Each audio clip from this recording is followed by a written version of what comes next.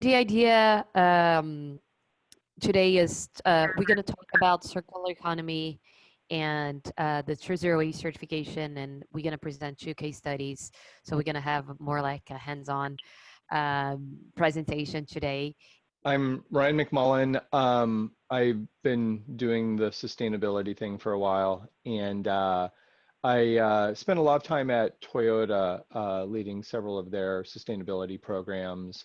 Before that, I was in the university sustainability world, and now I'm just doing my own thing and helping companies like Lockheed Martin and Walmart kind of think through their long-term sustainability strategy and how they're going to get from where they are now to zero waste or zero carbon or zero water or whatever that may be.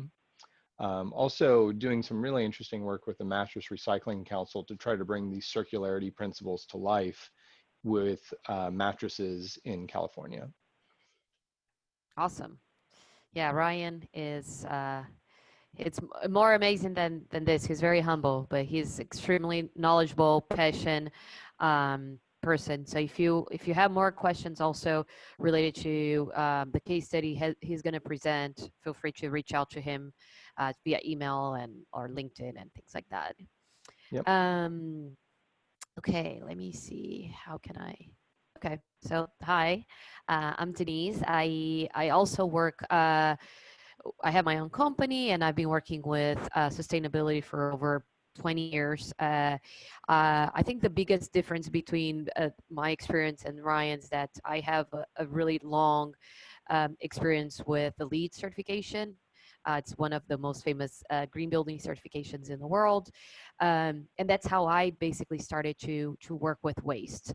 I did a lot of my first job. It was related to construction waste because of LEED projects, and because of that, I started to get involved with other certifications, and I've been heavily involved with zero waste, especially for zero waste buildings for commercial buildings.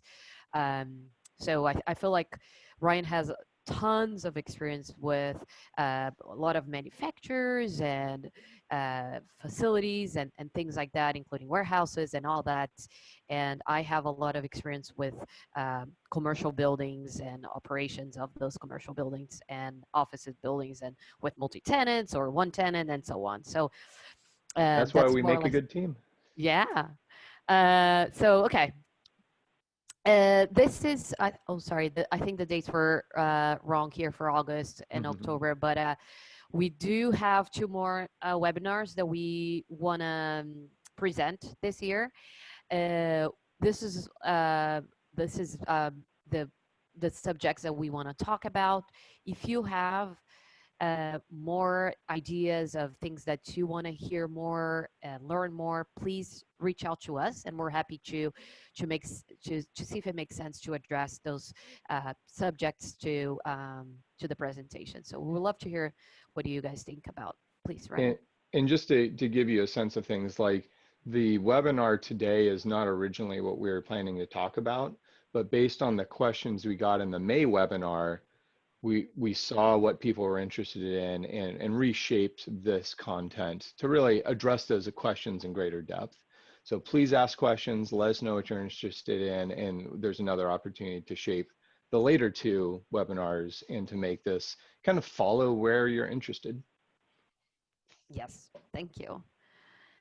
Okay, so really quick, just to give like the big picture of the zero waste certification and how the true zero waste certification communicates with the other certifications for different green buildings. So, of course, the most famous one is the LEED certification, and there are several credits that's related to the true certification, but also you can get points for the LEED certification. Same thing for the sites, the peer, GRASB, and so on. So there is a lot of interconnection between the certifications, and there is a reason why the people that design they're behind the certification, behind the technical team that are behind the LEED certification and so on. they want that to overlap to each other and promote that we have that. So that culture of zero waste and so on. Ryan, you wanna present Yeah, this one? and just to make sure everybody's aware that within True, you can become a True advisor. So it's a GBCI certification program, and it certifies you that you know the True rating system and are the resident expert at your company. So just want to make sure you're aware of that. There's the link there for more information, but it's a nice certification just to show that you are familiar with the standard, but of course you also have to understand the concepts behind them, such as circular economy, which is what we're going to get into today. Yeah. Yeah, the True Advisor, it's something that we really recommend. You can take the test in your house, Yeah. All online. online, exactly. And it's really good for people to have like a big picture. What is zero waste? What is the rationality behind the zero waste, and so on. And it's always like I always say to people, like people that work with me or interns and so on, it doesn't hurt to have more accreditation, more things to put in your curriculum and so on. So it's always good. It's always a good investment, and there is no expiration. You don't need to like take the test again. So yeah. Okay. So this is the agenda for today. We're gonna talk about circularity, and as we mentioned, we will have two case studies that we will going a little deeper in understanding how the concept of zero waste and circularity can actually save money to facilities and buildings and so on. Okay. So the big thing that I see as kind of a weakness of the way circular economy often gets explained is step one is you remake the entire global economy, and step two is you have some really great solutions. But like, who does that? Like, who is doing the work, and how is it different from what we're doing now? So to take it from this theoretical concept down to how do I do my job differently tomorrow than I did it yesterday, it takes some zooming in, and so that's what we're going to do next. Advance. So if you could go over to the chat window, and I just who do you think does circular economy? Who gets this thing done? So just put your ideas in the chat window. Yeah, I mean, my personal favorite is ruler of the world, because all you need is a benign world ruler who just remakes the entire economy, and yeah, mission accomplished.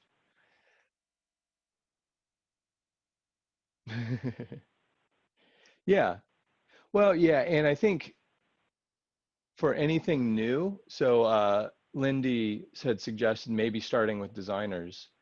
Um, so for anything that's new, like say a new product or a new building, designers, yeah, really the first step, and that's a great insight. And as Pauline mentioned, like yeah, leaders have to set that vision. Um, and you hear talk about Green New Deal, or the way Europe's talking about rebuilding with circular economy in mind after the pandemic. Yeah, you need the vision. So those are good insights. And ultimately, yes, everybody needs to be involved. But kind of the challenge with responsibility is if it's everybody's responsibility, it's effectively no one's responsibility. So it's a real challenge. And so I want to make a distinction. Can you advance the slide? Between circular economy and circularity, because circular economy is the entire system of interlinking organizations and value chains. So it's the whole shebang, and it's kind of asking for the finished product of how should this highly efficient world be. In contrast to that, if we zoom in and we say, how can we think about something with circularity in mind? What is an approach one organization can take to work on their little corner of the economy and reshape that organization's materials? And it's really answering the question is, what is my part in bringing about the circular economy? So most of what I'm going to talk about is circularity from that viewpoint of nobody can control the whole world, but you can control, affect, influence your organization and your personal life. And so from that viewpoint, what do we do? So go ahead and advance. And my, I would say, painfully hard learned experience is that taking a circular approach, applying circularity, is fundamentally different than really good recycling. And we're used to thinking about when we talk about materials, the ideal we're striving for is a really good recycling program. But that's starting to lift us out of a linear approach, but that thinking is still focused purely on downstream thinking. And organizationally, when you're in a company or a government or any organization that's working on this, that typically falls to a specialized waste management role, be it the facilities department, custodial department, waste management department. And it tends to be a department level target to raise our recycling rate from 70% to 80%. And in some ways, it's easier to start because you're just engaging one group, trying to make recycling better, and it's a little easier to get your arms around. Once you have that experience, shifting to a circular approach really requires that you look upstream and downstream. And really, a lot of the highly valuable changes you can make, both for the environment and for the bottom line, are upstream approaches. And so, we'll talk a little bit more about those in greater detail. But when you get to that level, you're actually trying to decrease your recycling because you're trying to reduce the amount of waste that you generate. And that's so weird when you're so used to just trying to get your recycling rate up. But the really big shift is you're kind of going from it being the responsibility for a single department to being a multi-department issue. And the painful experience I've had is there's one department who's always had the recycling target, and then when you go to that department and say, okay, now we need to shift to circularity and to upstream thinking, initially we would just try to work on it, but it would quickly become apparent that they don't have responsibility for any upstream stuff. They just wait for the waste to arrive, and then they try to do a really good job of handling it. And so you need to include a lot more departments in those circular approaches that reach upstream. And so at that point, it really becomes a company-wide target. And Google has done a really good job of articulating that, and they have a white paper called a Circular Google. And it's not to hold up Google as like the end-all be-all, but it's just a good example of how do you articulate how this is different than recycling and reaches across the entire company. Okay.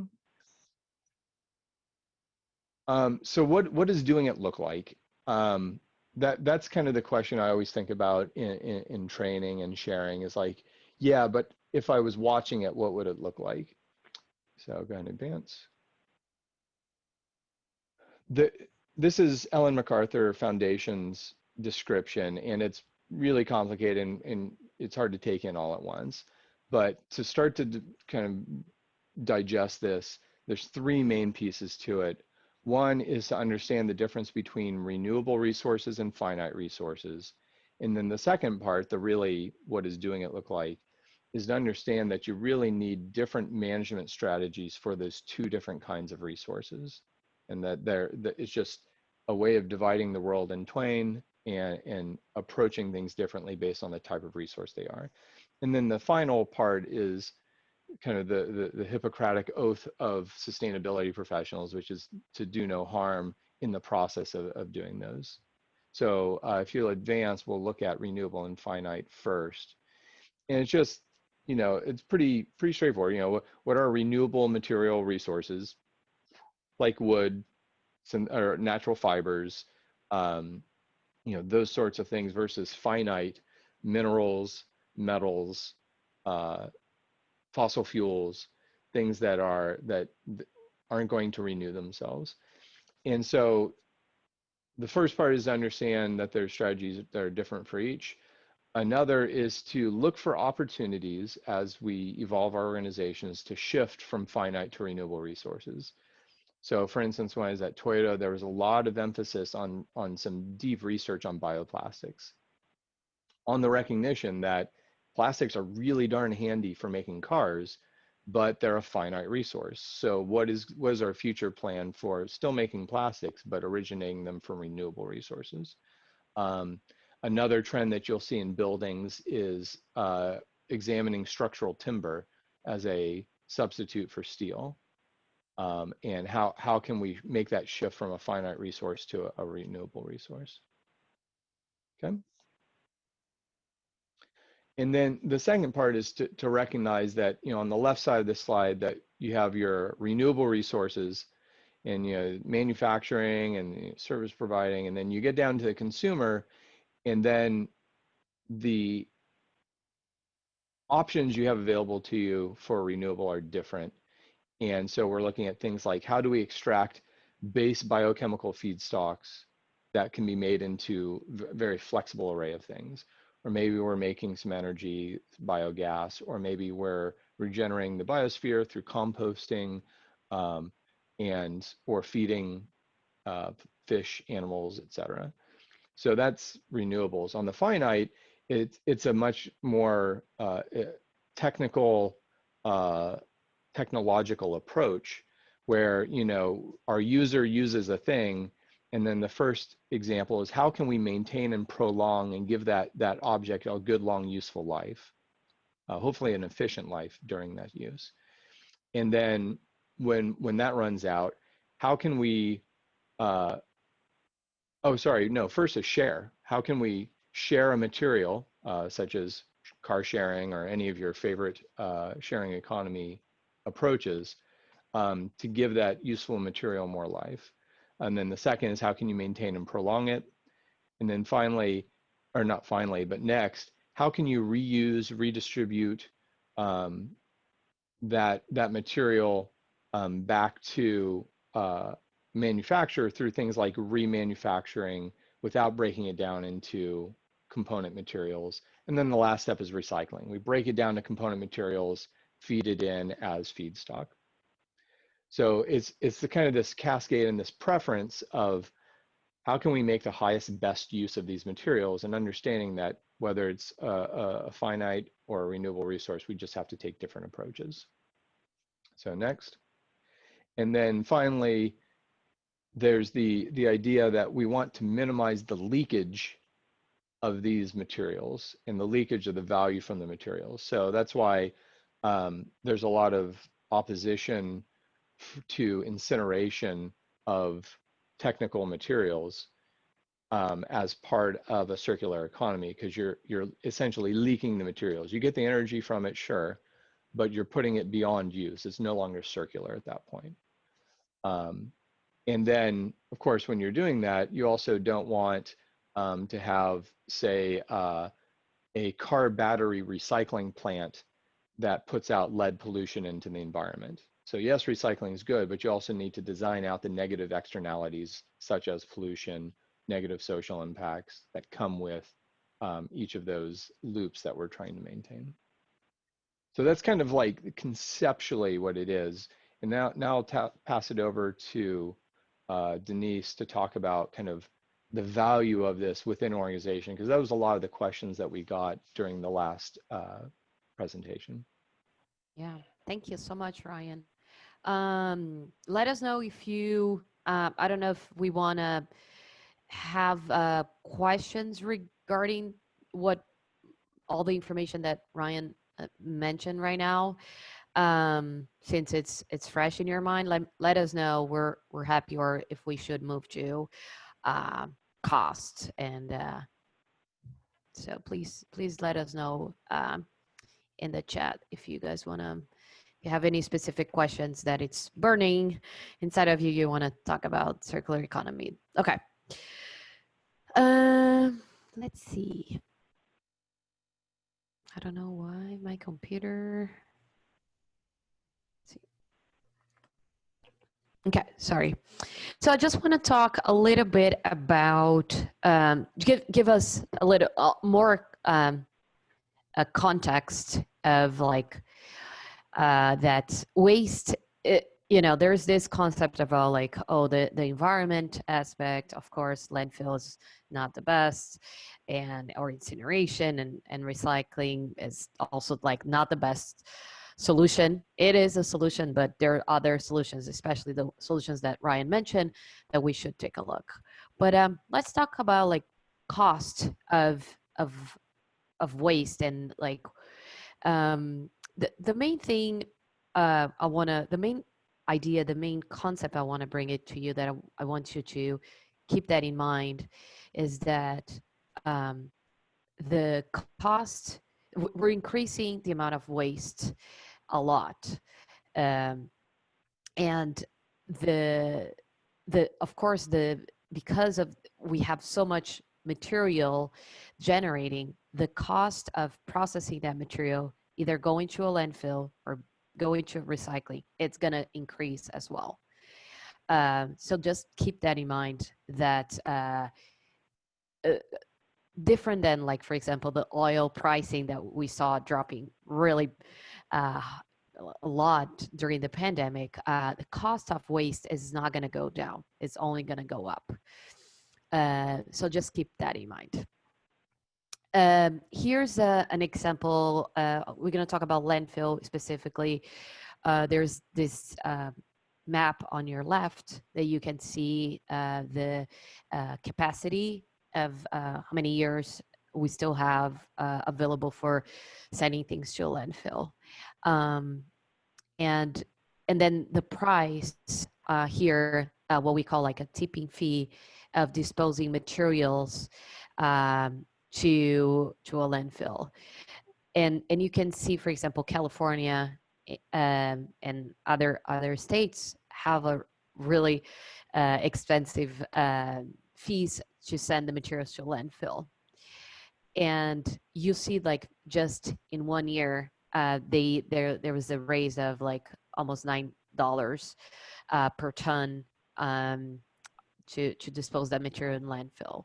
So when Ryan was mentioning about thinking upstream and reducing your waste, you will see also you will see a lot of cost reduction on your bills. And that's what we're going to talk today as well, is like you will see a cost reduction in your bills because you are zero waste. It's a great thing. You get the True Zero Waste certification that helps you with potential other certifications for your buildings or your ESG score and so on. But definitely, like, you will see a cost reduction, and the cost reduction, it's like the next day in the following week. It's it's so fast that you see that number, that savings in your pocket, that it's a no-brainer solution. We should definitely do it. Here's an example of how much the increase of population and materials that used to be going to a landfill, and we saw a decreased material going to a landfill because of recycling. But we have like a huge job, like a lot of things to do, because the materials that are going to landfill are materials that, one, were not, they're not a good design. So like, for example, Tetra Pak that we buy, like coconut water or something like that, they have what they call like a multi-layer packaging. So you have plastic, you have cardboard, and you have metal. That type of material, it is recyclable. But for somebody facility to be able to recycle that. They need to separate all the materials. There is a specific, very expensive technology to separate all those materials.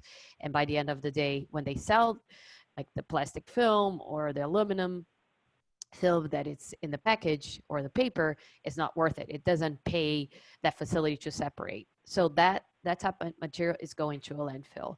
Uh, One of the biggest materials that it's going to landfill, it's food. Food should not be going, or organic waste should not be going to a landfill. It should be definitely going to composting. And there are um, states and cities, they're taking that very seriously. I believe it was Maine, I think, that released like 2 weeks ago that they have like a no zero tolerance law that no food waste should be going to a landfill. So we will see that more and more, including California and other states, that organic materials should not be going to a landfill. So hopefully that number here will decrease even more throughout the years that we will see. Okay. Um, let's talk about this case study. This is a tech company located in the Bay Area, Northern California, and they want to be True Zero Waste certified. This is it's a campus of multiple buildings, and it's occupied by one company. So it's a high-rise commercial building, a campus, and the company has their sustainability program. They have goals, as Ryan mentioned, about like being carbon neutral and being zero waste, net zero waste, net zero water and energy. But the interesting part is that even that they have this sustainability goal really strong, they saw an incredible opportunity to start with waste, actually. And that's why they hire us, because they knew that waste will be the fast return of investment for them to start taking the steps to go to become like carbon neutral. So they hire us, and we started with a waste audit for them. We did like a week of a waste audit for them, and they like a lot our report. They like the data that we presented to them, and they were very triggered by like, we want to go deeper on this. We want to understand more what is going on. So we created a waste baseline for them. We have our own dashboard where it has all the type of materials that the facility generates. We did a cost savings analysis for them. I'm going to show some of that with you guys today. We did a risk management also study for them in terms of if I invest in this technology, what's my return on investment, how long, what are the key performance indicators that are related to that, and so on. We make a plan of waste reduction targets for them. We thought about redesigning their waste management infrastructure, like the amount of compactors and dumpsters that they have. We're going to talk all about that today. We went to their waste hauler agreements. We look at what is going on and so on. In this particular city that this company is located, they have a very similar situation that we have in LA, what they call like a franchising. So for this city, they have only one waste hauler serving the entire city. In LA, we have different waste haulers serving selected areas. So when you're doing like a waste study or a circularity study and things like that, make sure you understand that, because that could change everything in your report, in the way you're looking at your facility operations and solutions and so on. And then finally, because of that, we also look what kind of infrastructure the city has, and what kind of material that infrastructure accept, and so on. So here's a kind of a material flow. This is after, again, the collecting all the data, all the invoices and waste and recycling reports and everything you can imagine related to their vendors. We were able to provide that to them. Um, Again, I just want to bring it out, bring it up here. The organics. There's a lot of organic materials, even in commercial buildings. Uh, they do have, I think, 3 or 4 cafeterias, or like restaurants on site on the campus, and they do have in every single floor, like micro kitchens or a pantry, and they generate a lot of organics. Also, the organics here, because of the, you know, the municipality infrastructure, we include used paper, like a napkin or a paper towel, and sometimes even like the bioplastics and so on. So, but we do have a lot of food waste, and food waste. This is all by tons. It's a weight unit here, so it really, it's a heavy weight. So you will see a lot of organics, and it's just a waste of money that we're sending that material to a landfill, for example. And we're going to talk about laws and everything in California that are promoting facilities to reduce organic waste, food waste, and also divert the organic waste from landfills. Okay, so here's the infrastructure that they have there. They have one compactor for mixed recyclables and landfill. Again, some of you guys going to be like shocked, and we were shocked also when we look at this. Um, this this entire infrastructure was designed by the waste hauler that served that city, and the company is very tight by that waste hauler because there's no competition there. Again, there's just one waste hauler that serves the city, and we need to go with them. But we were able to provide other solutions for them. But they created this system that they use what they call like a dry waste.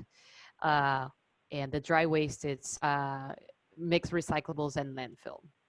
Then they have 4 dumpsters that the white one, it's for the cardboard. They generate tons of cardboard, so many.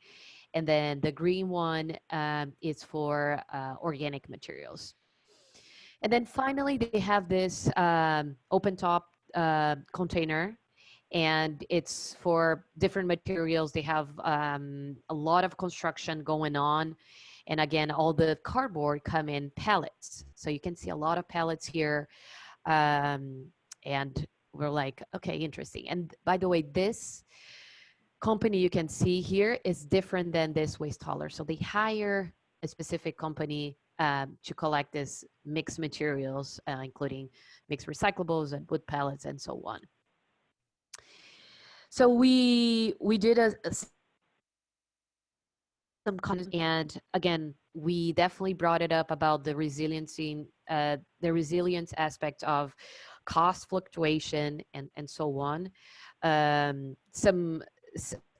Because of the pandemic, also like a lot of waste haulers stopped receiving materials, some specific materials, or we saw, especially like, for example, I was working on construction, a lead construction project, that all the construction waste since March until now, and probably going to be until the end of the year, the waste hauler decided to classify as disaster debris.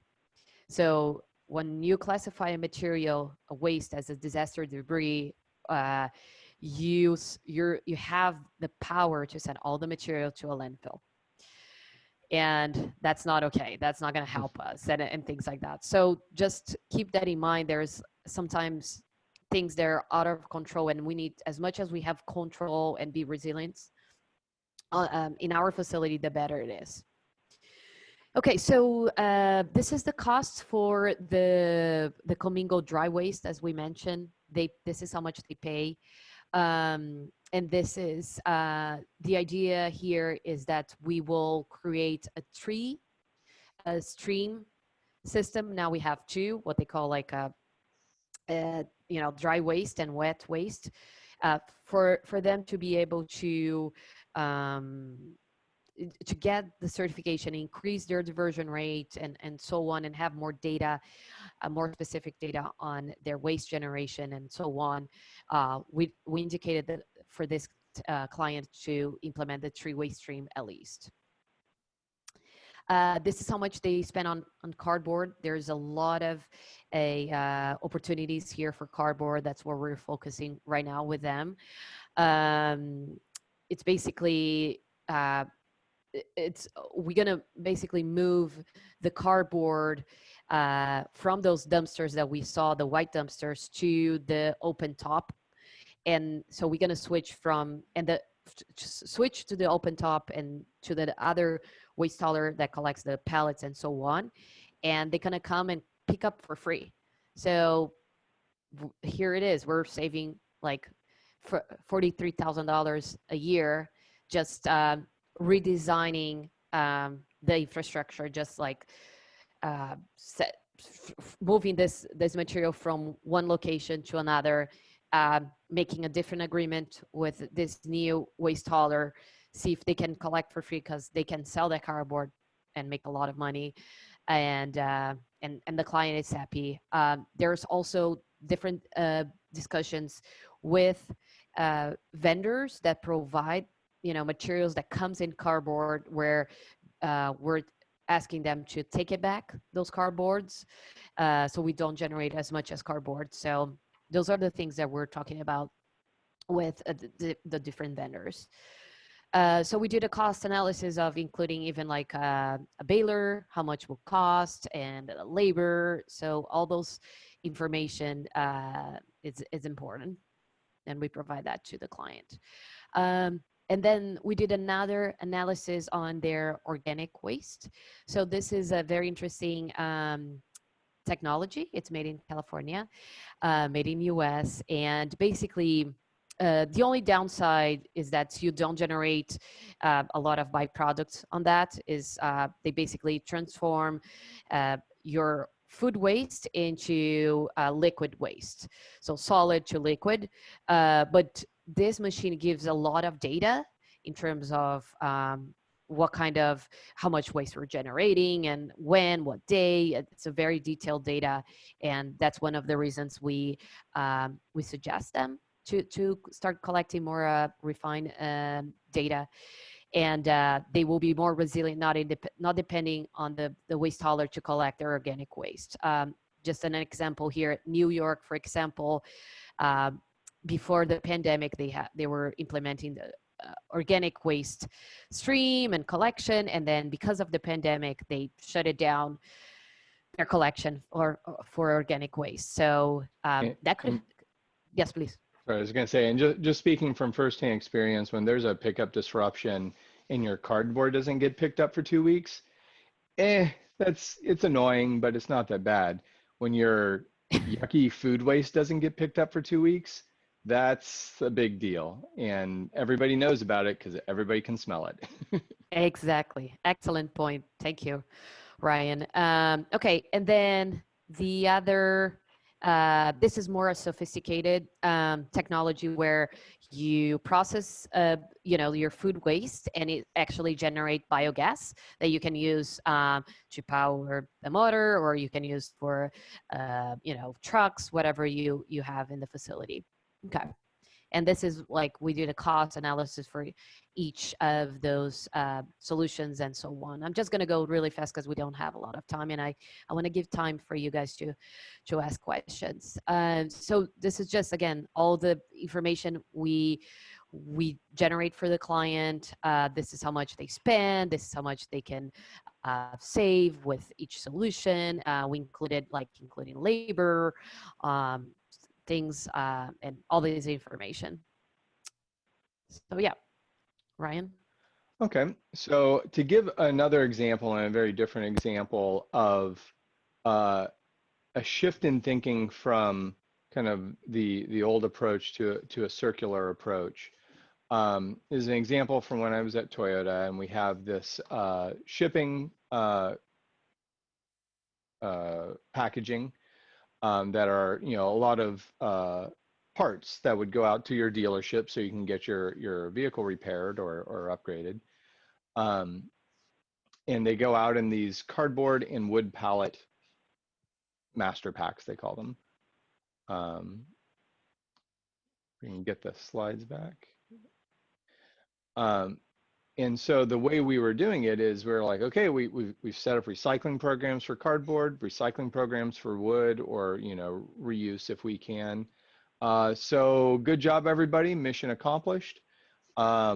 We've increased our recycling rate. We've gained waste absolution by recycling. Our conscience is clear. And so that was kind of our thinking at first. And so, but then when we started thinking with a more circular approach, we went to the next slide and we started thinking of how can we not make the waste to begin with. So if you can advance.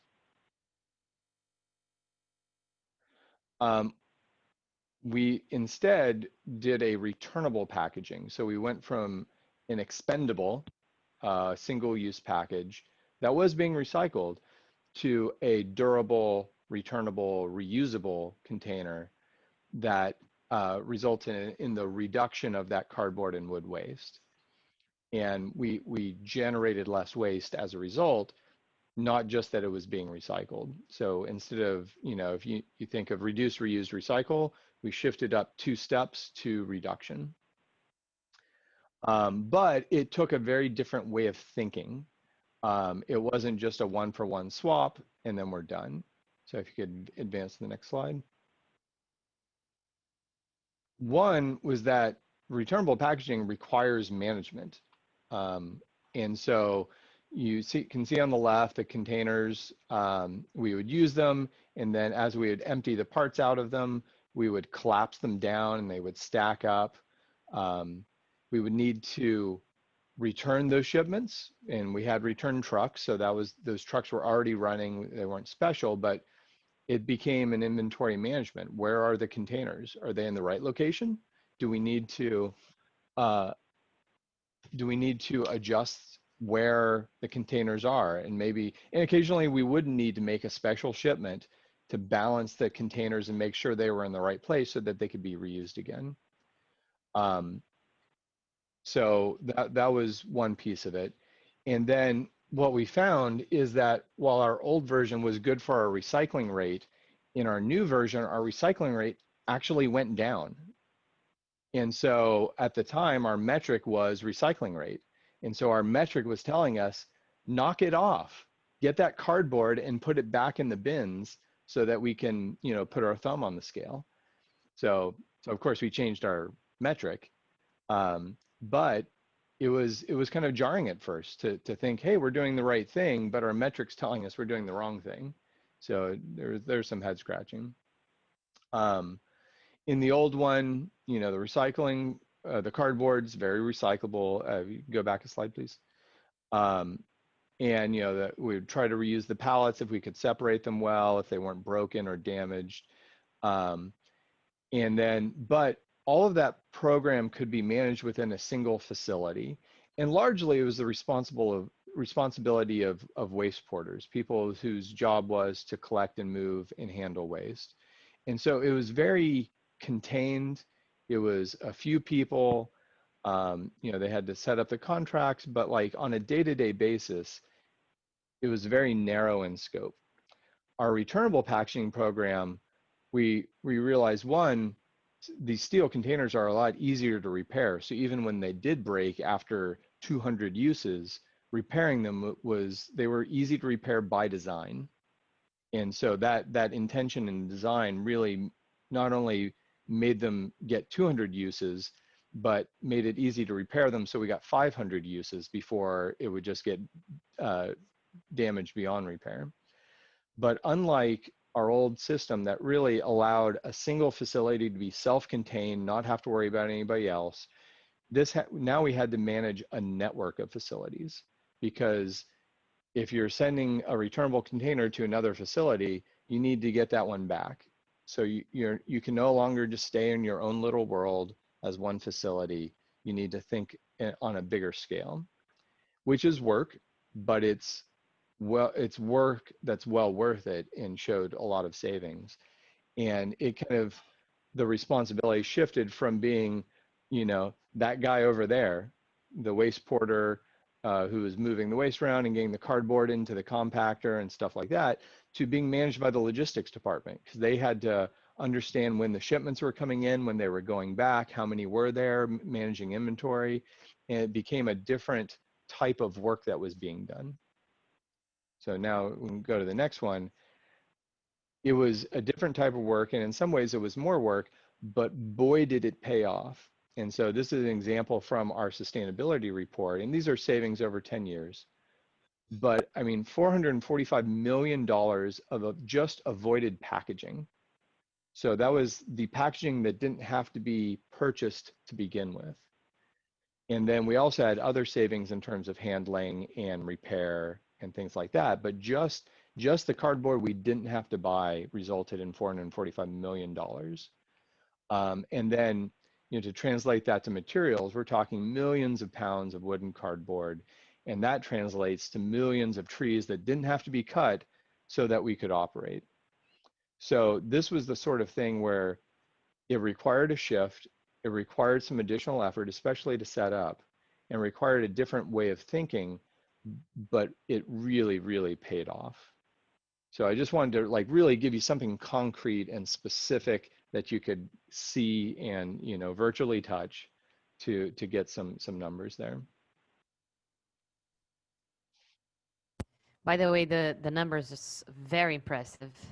Thank you for sharing with us. It's unbelievable. We implemented the program and we were shocked. So it was a sort of thing where it just builds up year over year, and we would replace this route with returnables, and then we would replace that route, and we'd pull this supplier in, and we get this supplier on board.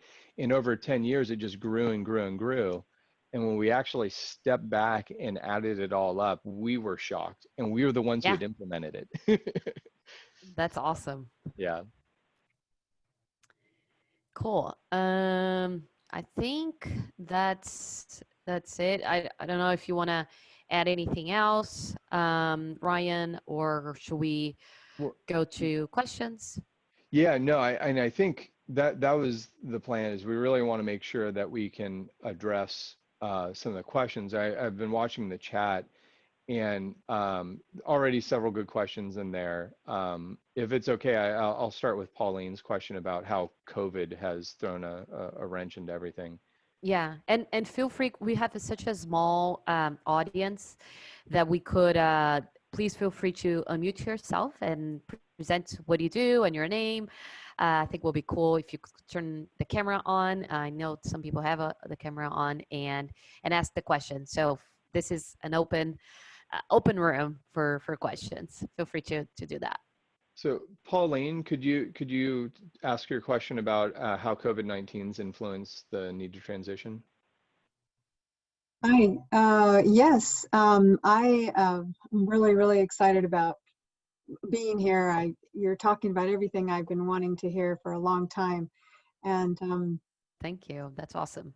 Yeah, so my question is, I'm interested in possibly starting my own business in that sustainability area, but I work, well, I'm the president of my condo community, and we have 19 buildings.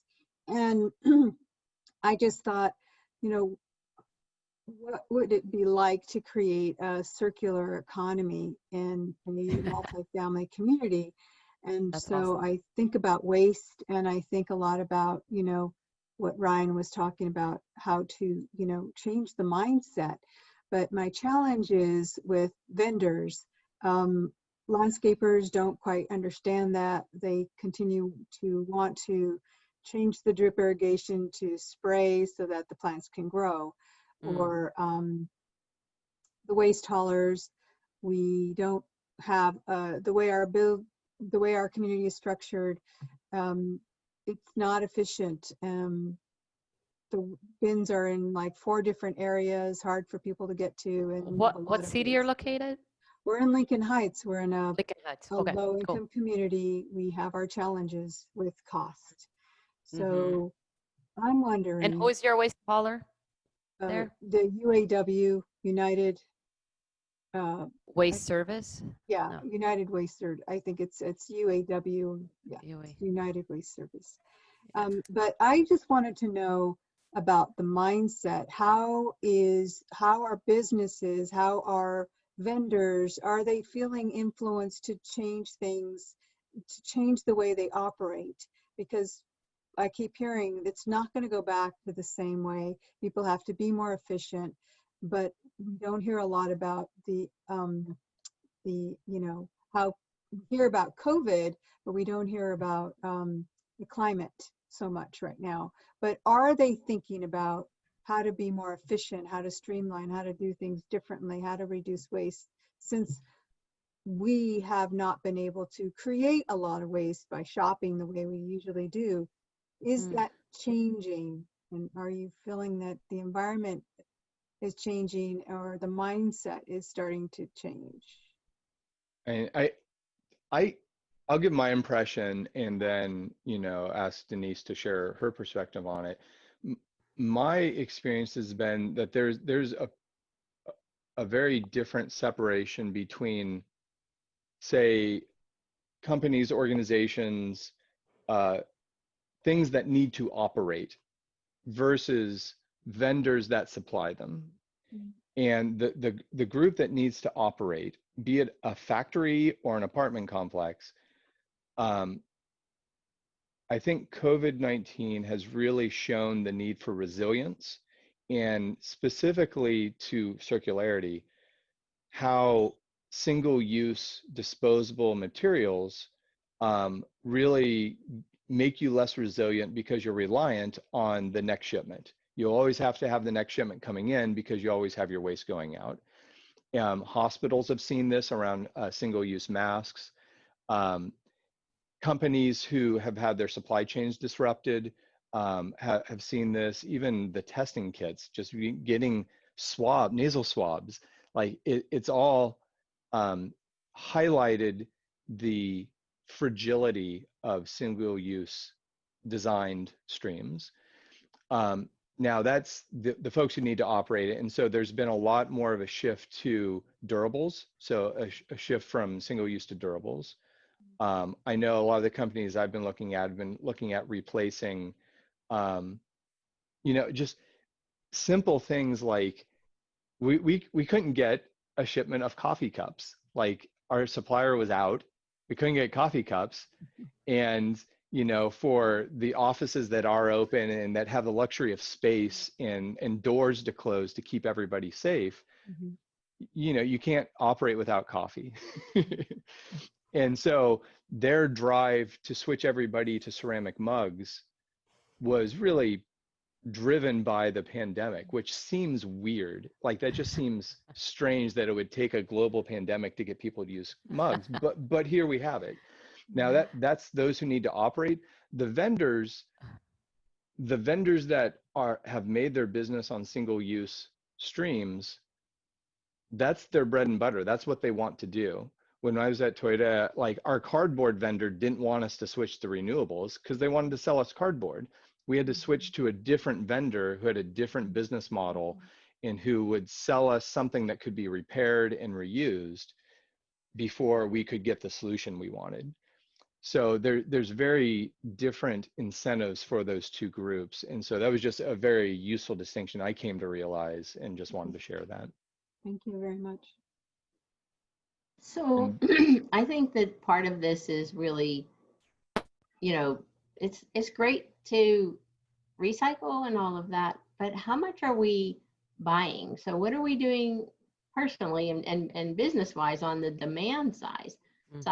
So to me, in order to really truly close the loop on our waste, if we need to purchase the same weight in recycled paper that we're sending out for recycle. We need to Mm-hmm. purchase the same amount in recycled cardboard that we send out for recycle, because otherwise we're not really recycling.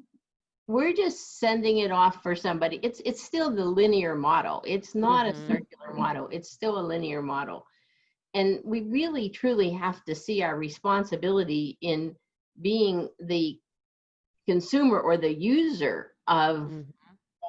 material, that every piece of waste we send out the door, we should be purchasing back in whatever recycled form it's going to, because we have to make a market for it. It's worth less because nobody wants it. It's still waste. Exactly. When it becomes a product, when it becomes a resource because we're buying it again, then it will no longer be looked at as waste.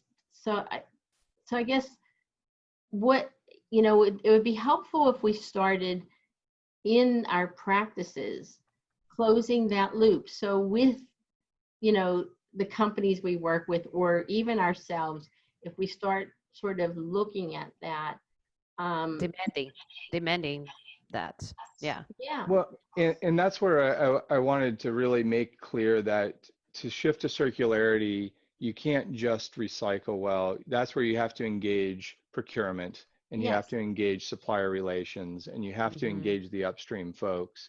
Because as an organization, you know, you have to get your job done, and that's important. And like, just to give a nuanced example, for Toyota, they had looked at building new vehicles with recycled steel, and because they were trying to make the vehicles as light as possible so that they could burn less fuel during their use, the recycled steel had enough impurities in it that the car wouldn't last as long. It would start rusting through.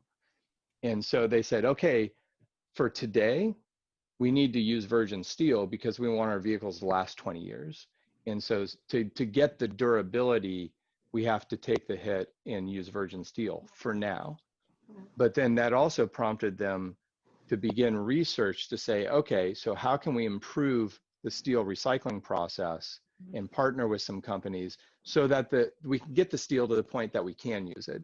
So that's where the circular economy approach is very much iterative, and it really requires that future focus to say, here's now and here's the best step I can take now, but I can't just stop there. I need to also look to the future and plan for the future and plan for a circular future.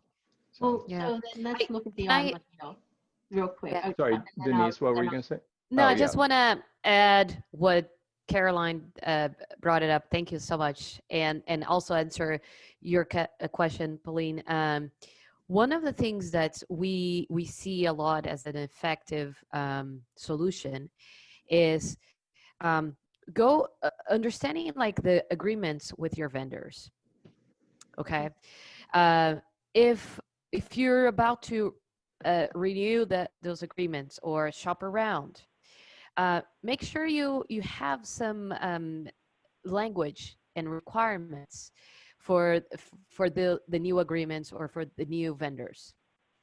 That's very important, and that's how, Caroline, we can push like recycled content or circularity ideas and solutions to the table. It's when you're negotiating, because it will be easier, and I think less frustrating for both parties if when we're sitting down and talking about the proposal and the bidding or the agreement, we have the rules clear for them, and you have that's the best opportunity you have, is to put that in the agreement. So take a look, see if when those contracts is gonna expire, if they have an expiration time. If they don't, then maybe you can talk to them and maybe like, can we revise this, and I would like to include some things. And then the second thing is, start small. You don't need to like make it like a big transformation. Start small. Try to create a pilot programs.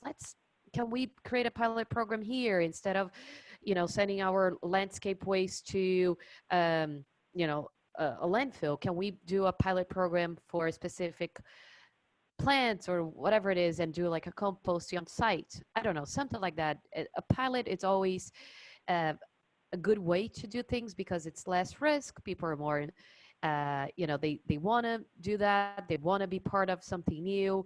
They want to be part of a pilot program and so on. And then you can like, okay, this work. We can share the results, the successful results, hopefully, in a short period of time. People get engaged and they're like, okay, let's expand that pilot program or let's create another pilot program. So those are the two things I recommend. And I agree 100% what what Ryan mentioned in terms of COVID. Yes, has impact businesses. I do see more companies, especially because of the disruption in supply chain, thinking about more solutions, reusable solutions, solutions that Ryan mentioned also about like sharing products or remanufacturing and things like that, than like a linear solution. So yes, we're definitely seeing more and more companies looking into different solutions that aligns a lot with the circularity or circular economy concept. And Denise, could you go back to slide 15 for a sec? Sure. Because it's the loop slide, and it's a lot to take in, but where I find it useful is basically to be a checklist and just an idea starter. Let's see. Is this the right slide? Yeah, that's exactly it. Okay. And so, be it an automotive manufacturing plant or an apartment complex or condo complex, if you look at the blue loops, you could say, okay, so we are the users. So first idea on the checklist is, are there opportunities to share things? And that could be sharing things that are people only need occasionally, or it could be shifting disposable things to durable things that can be shared. But a condo complex, apartment complex, that sort of those multifamily housings can actually be really fertile grounds for finding sharing opportunities to reduce waste. And if it's a low income area, then sharing can also be a lot of help and really bring a community spirit together with it. And then, after you look at sharing, it's like, well, maintain and prolong. How can we repair things? And there's down in San Diego, there's a group that they organized repair days. They were like, hey, everybody, this Saturday is repair day. And they got a bunch of grandpas and grandmas who had been fixing stuff their whole life to come and fix toasters and mend dresses and just like get that lawnmower working and whatever it was. And it was the sort of thing where, again, it's bringing community together, it's taking advantage of people coming together. Now, of course, you have to take precautions in a pandemic world, but it's given that fortunately they're finding out that surface transmission is much less of a concern than they initially thought. Passing materials along and sharing a blender that gets well cleaned becomes much more of a possibility. So it just this list is a pretty graphic, but it's also a handy checklist for just sparking ideas. Yeah. Sorry, I just No, please. you hit it on the nail about the pool area with umbrellas. They constantly need repairs, and it would be really fun to reach out to some of the seamstresses we have to repair the umbrellas instead of having to buy a new umbrella. Oh, yeah. It's just a matter of engaging and getting the word out. Yeah. Well, and you would probably end up with higher quality, more durable fabric by selecting it yourself, and with people who care about it actually mending the seams or sewing the seams, than just kind of a machine doing it in a factory somewhere. Yeah. So I just want to share, I know the United States, we're far from Japan, but Japan, in some cities, it's so interesting that the facility where they send the recyclables, but also they incinerate the waste or they transform the organic waste into biogas. They have an entire, they transform that area into a community center. So, for example, the steam that you generate from, you know, biodegrading organic waste, it powers the pool and a jacuzzi. And they do have shops for communities to fix things. They have a shop where you can buy, you know, a chair, like things like that. That's the repair shop, you know, work on. And there's a, you know, like a Goodwill shop there. It's entire infrastructure that really promotes that that concept, that idea in the community, in the city, and it generates job. You have a different relationship with your waste than, or your materials and so on, than just regular linear, again, you know, culture that we face it in the United States and many other countries as well. So there are several opportunities. You could do like a small one in your own community. You can push that to become something bigger for your own city and so on. So there are several case studies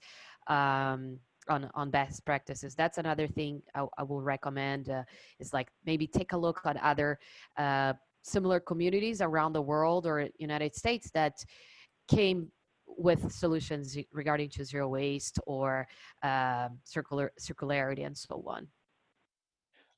Lindy had a good question that's in a different direction. Lindy, do you want to ask it? Yeah, here. Hi. I hardly ever use Zoom, so That's fine. hopefully, I don't know if you guys can see me or not, but oh No. wait, actually. We can't. Oh, there you are. No. Hi. So I work for a company. We're a startup. We're a little bit smaller, and we're working on sustainable living solutions. We build tiny houses and ADUs. Cool. Nice. So I'm super interested in this. I mean, I'm the sustainability analyst for this company, so I really want us to like build a product that's low carbon, low waste, non-toxic. That's like some of our goals. But Wow. you mentioned a little bit about, Ryan, a little bit earlier about like procurement, and that's also part of my job. Oh, okay. So I just feel like right now we don't really have the bargaining power, I guess, because we are a startup. And some of the solutions you mentioned earlier, I think that they could be really applicable, but I don't think those are in our budget really. And also, we just don't have the bargaining power yet. So do you guys have any recommendations or solutions like that I can do? Because my company is behind me, but we are small and I'm pretty much the only one right now. Like everyone's interested in it, of course, but I'm the only one who's like really putting my working on it. yeah, like putting, what's the saying, like putting my foot to the gas. Like I really want this so badly, and I know we're new, so it's going to take us a little bit of time. Sure. But yeah, like what are some solutions for smaller companies? Can some of those solutions you mentioned earlier be adapted for a smaller company, or do we just have to have a completely different set of actionable items? Yeah, I mean, I think so. What I ran a sustainability program for university, and kind of, and not a big university, so is Rice in Houston, so like, you know, 3,000 Rice is pretty students. well known, right? Yeah, I mean, I yeah. know, yeah. Is it not big? Well, that's awesome though. Like wow. 3,000 students, so it's not a big operation. Oh my gosh. Yeah. Wow, that's amazing. Okay, sorry, that's a different subject. But you know, kind of a similar situation where like what you're able to do is different. So like, you know, you're not going to your suppliers and making demands. Yeah. But hold on, I'm just going to try to get my camera to stop autofocusing. What we found was that you just ask a lot of questions. So there were some things where we would ask our vendors, hey, we're currently receiving this with styrofoam packaging. You got anything else? And sometimes they'd say, you know, we looked at it and we don't have anything else. Nothing else works and protects the product. We're like, okay, thanks.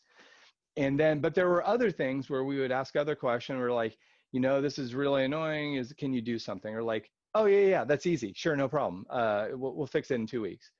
And so we just had to ask a lot of questions and just kind of develop that relationship with our suppliers. And some things just weren't possible, but a lot of things were. And until we asked, they didn't know it was a problem for us. Like they don't know what our daily life is. Totally. So that's one piece. The other piece is like some of the things that Denise was showing. To go out and purchase a baler, depending on the baler, it's going to be, $17,000. And if you're a small company, you just don't have that laying around. But that's where leasing and renting comes in, because then you can start to use your revenue from baled cardboard, for instance, to be net cash flow positive on your rental payments from day one. So it gives you a little more ability. And Denise, you're closer to this than I am, but I just wanted to bring that up as, there are some options in the financing world to address some of these things. Well, Definitely. one suggestion you had said about starting small. Yeah. You can start with office supplies and take a look at where you're getting them. And instead of if you order office supplies from the same place all the time, ask them if they have like reusable containers they can send your office supplies in. And if the big companies aren't doing it, check around. There are a lot of small organizations who are just as interested in sustainability that may have some real good sustainable office supply options for you. Yeah, no, that's awesome. Actually, that's something I'm looking into as well, because I think there's a lot of focus. My position or management really wants me to focus on the product itself, but that's so true. Like, there's a lot. I was going to say that, within our own company, and I'm trying to kind of work my way. Like, I have since we are a startup, I'm wearing a lot of different hats.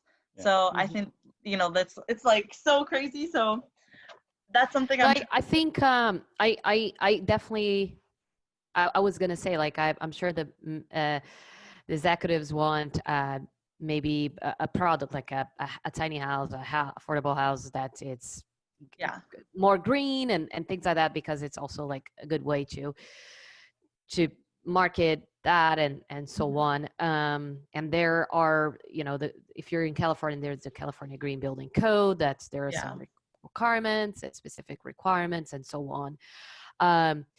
But again, go to like two things again. I agree with Ryan, ask around, talk as much as you can. Keep talking, keep asking questions, keep bringing ideas. Maybe a vendor would say no today. In 2 months, they're going to call you, or you're going to call them and say, yes, we're ready to do something different. So that's one thing. Second, if you see an opportunity that you can, even though you're small, you said you don't have a lot of power to negotiate with those vendors, put something in the contract when you're bidding out about your products, like drywalls, whatever it is. Try to put something like, could you please bring the drywall in, or take it back program, and things like that. Bring some ideas just in the contract, in the language, and then if they follow that, that's great. But if you develop like a template contract or a bidding document for your vendors that has some languages, you are exposing them also to that. They might say, I'm not ready for this, but they're like, oh, that's really cool. This is really interesting. I never thought of that. Exactly. And totally. and to be honest, this is like, again, I've been working with the LEED certification for many years. I'm from Brazil. Like, I started doing the first LEED projects in Brazil. I remember calling Cher Williams in Brazil and saying, I need your VOC. And they're like, what? And I was like, well, I need that. I'm doing a LEED project. I know that in the United States, you guys have that. And the guy was like, no. After 1 week, he said, I have your VOC number here. Here it is. So the LEED certification has been changing a lot the industry. in general, the building industry, and that's what we're going to do. That's what you're going to be doing in your own scope of work. You're going to be changing the industry little by little. You need to have patience. You need to communicate really well and keep asking questions. If you could put that in a document that you kind of formalize that idea, the language with them, that's a great start. And you will find, I'm 100%, you will find one or two, doesn't matter, vendors that would say, I want to work with you. I like that idea. My dad used to be a farmer. I love the environment. I'm going to do that. Yeah. And we're lucky. I'm saying that because Oh, sorry. Go ahead. Sorry. No. I'm just saying because I faced that several times in my life. Yeah. No, I think we're pretty lucky because I've already experienced that with some of our vendors. They're like, oh yeah, I've never. Actually, you brought up the VOC thing. That's something that we're looking at right now. And I was just asking this guy, like our project manager, she knows him. That's one of her contacts. She was like, hey, he seems really cool. Ask him about it. And he was like, yeah, I don't know. But I'll look into it for you. Like, I can help you out. And like, I'm super fortunate because I have people that are like willing to open up their like time and look into stuff for me and help me out because I'm pretty new at this. I'm not like I've never really been super involved in like the construction industry before. So this is like a bit of a learning curve for me, but it's really, really good. But then, yeah, I've just had some challenges where people were like, no, we can't do that. Like, not yet. Don't give up. So hopefully well, in the but future. You're still planting the seed. And like for me, the most constructive approach that I found is when we would call up a supplier and say, hey, we're having a problem. Can you help us solve this problem? And and just the things that it would reveal, like would say, our bins are being filled up with styrofoam, and the entire dumpster weighs 50 pounds full because it's full of styrofoam, and it's causing operational problems. It's taking up lots of space on our shelves when it is in the package. Can you help us solve that problem? And they were like, well, and we have an alternative packaging, but it's going to increase the cost per package by, 2 cents a package. We're like, hey, we're spending 10 cents a package trying to recycle this stuff. So we'll take the 2 cents and you'll save us 8 cents. So like, it was that sort of thing where like, from the vendor's perspective, they thought they were doing the right thing for you by saving you that 2 cents. And they just don't have the full picture. But when we approached them and said, hey, we're having a problem, can you help us solve it? It was a different tone of conversation than when we call up and say, you just need to stop sending this stuff because you're creating problems for us. And it was a much more cooperative approach. Yeah, totally. That's awesome. Thank you guys. And thank you. I see like Carolyn. Thank you so much for that recommendation. And thank you also, Amy. Like, thank you guys. This is so. I love having all these recommendations. So if anyone has any recommendations about anything, please send them my way. Get involved with the US GBCI chapter. There's tons of resources there. I am a board member at the chapter, and one of my colleagues works for a company called IRS. It's like one of the most, if not the most, construction waste haulers in US, and they do a lot of demolition. And they have an entire warehouse with building materials that you can definitely reuse. So that's an excellent solution, as much as you can incorporate reusable like materials that has been used before. Yeah, but definitely. In condition, you can just paint it again or do like some little things, and you can use. Nobody's gonna notice. It's really, really good. What were they called again? You said IRS, Interior Removal Service. Not the tax people. I was going to say IRS. No, IRS. Yeah. And I just sent an email about a chat about Angel City Lumber. I don't know if they're you know amazing. about them, but they're amazing. I haven't heard of them. They take trees that cities take out and they turn it into lumber, and they have some of the most beautiful lumber that you will ever see. I mean, it's beautiful. and It's unbelievable. very Yeah. unique. And they're located in East Los Angeles. And if you go to And it's their, a startup too, and they're yes, amazing. they're a Awesome. startup, and their prices seem to be very reasonable. Mhm. But I recommend you check that out for your product. Yeah. Angel City Lumber could really, it's, yeah. Oh, this is so we cool. Thank we you. love them at USGBCLA. I actually had them. We had to have a tree removed in our backyard, and I had to hire a service to do that. And then they took the tree and cut it and used it into furniture. So they do amazing thing. And also all of our awards that go out through USGBCLA are cut and provided by Angel City Lumber. They're amazing. They're a really great company. That's so awesome. Thank you guys. Thank you. I really appreciate this. This is so cool. And thank you also I to mind. although she messaged me privately, but Yeah.